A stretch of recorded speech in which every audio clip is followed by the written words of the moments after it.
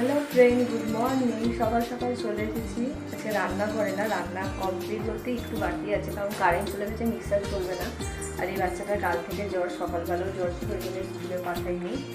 আমাদের কলার কাঁদিটা বিশাল বড় হয়েছিল পাট পাট পাট পাট করে রাখা আর ওখানে দেখো এক লাইনে রাখা আছে।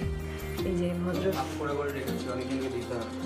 এই ভদ্রলোককে বলেছি যে পাট পাট করে কেটে রেখে দিতে কারণ পরে আমি কাটতে পারবো না ওই জন্য না তুমি কেটে রেখে দাও আর আজকেই দিয়ে দেবো।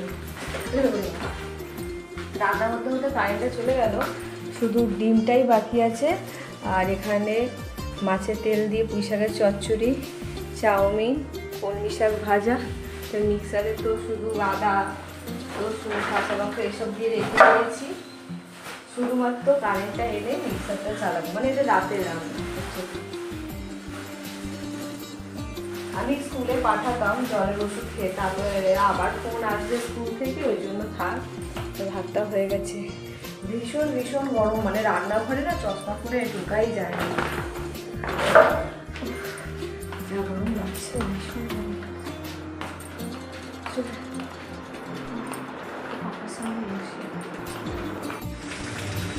বৃষ্টিটা কবে দিয়ে হবে হবে ভাবছি চলো ফাইনালি বৃষ্টি হয়ে গেছে।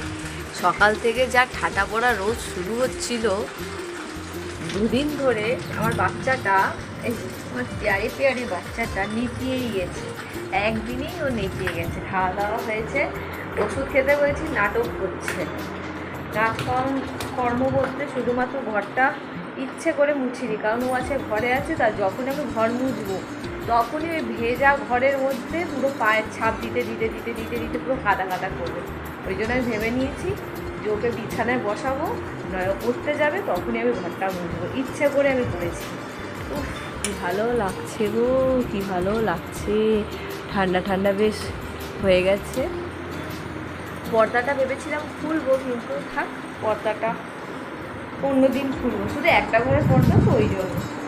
আর এই দেখো না এই রিসুর এই জামা ওর উপরে প্যান্ট এই জামা নিচে পড়ে আছে বিছানাপত্র গোছাইনি এখনো পর্যন্ত যেহেতু শুয়েছিল আমি থাক যখন ঘরটা মুছবো তার আগে হয়ে যাবে। মেন কাজ তো হয়ে গেছে রান্নাঘর পরিষ্কার বাবা সব থেকে বেশি সময় লাগে আমার ওই রান্নাঘরে কারণ এই দেয়াল পরিষ্কার করা থেকে শুরু করা তাছাড়া কী বলো তো এখন আমি নিজে রান্না করছি তো এবার কখন ওই তেলের ঝাঁজ ওঠে কখন এই ওঠে এখন বেশিটা তেল তেলে হচ্ছে না পুরো পরিষ্কার টরিষ্কার রেগুলারটা করে দিচ্ছি। হাঁপিয়ে গেছি আর গরম লাগছে পাখার সামনে পাখা থেকে দূরে যাচ্ছি কারণ ফোনে না কীরকম একটা আওয়াজ হয় পাখার জন্য আর দূরে গেলেই গরম লাগছে। আর চশমা পরে রান্না করা যায় না সকালবেলা যখনই চশমা পরি মানে চোখের পাতায় আমার জল পড়ে মানে ঘামের জল পড়ে চোখে ঢুকে যায় ওই জন্য চশমাটা খুলে আমাকে কাজ করতে। এখন শুয়েছিলাম তো আমি চশমাটা পরেছিলাম এবার শুয়ে মানে কি ফোনটা ঘাটার সময় চশমাটা একটু পরেছি চলো কাজটা করি।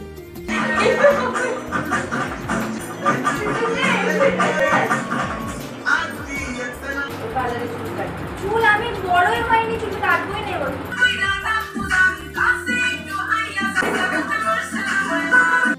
এলো টুসি সবাই খুশি। তো এবার দেখো টুসি এসছে তাকে দিয়ে পর্যন্ত কাজ করাচ্ছে যে পর্দাগুলো ধোয়া হয়ে গেছে সেগুলো লাগাচ্ছে। কি বলবো একে একটা অতিথি এসছে তাকে দিয়েও কাজ করাচ্ছে। তো যাই হোক দুজনে মিলে খুব মজা টজা করবে করে টোরে এক্ষুনি ফিরছে আবার তোমাদের কাছে।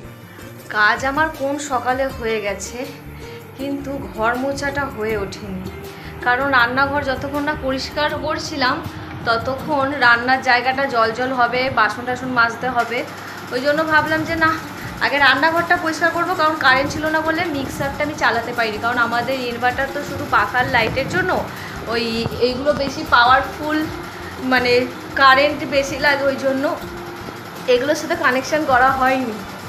খুব বাবারে বাবা খুব গরম লাগছে এই টুসি অনেক দিন পর অনেক মানে বছর খানিক পর মানে হাতে একটু সময় নিয়ে এসেছে মানে যতক্ষণই এসেছে নালে এলেই বলে যাবো যাবো যাবো প্রথমত আসতে পারে না আর আসতে চায়ও না কারণ ও খুবই ব্যস্ত থাকে। তো আজকে নিজের থেকেই বলছি না যাবো এবার আমি ভেবেছিলাম আমাদের গাছের যে কলাগুলো ওকে ফোন করতাম তো ওই আজকে ফোন করে নিয়েছে তো ওর সাথে গল্প করছিলাম বলে ভিডিওটা করা হয়নি যতটুকুই করতে পেরেছি ওইটুখানি করেছি।